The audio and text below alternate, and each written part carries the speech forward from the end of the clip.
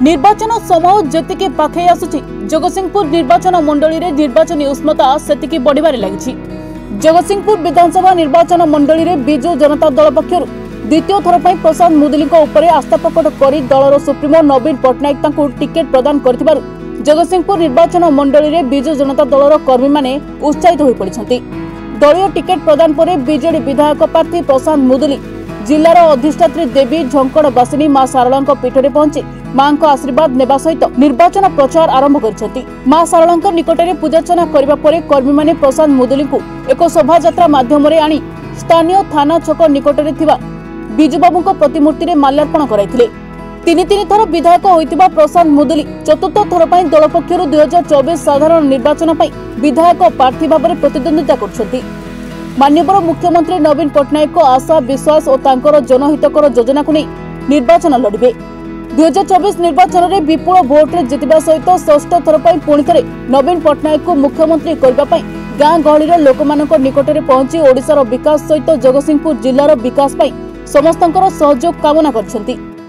जय मां सारला मां को पादपद्म रे मुंडिया मारी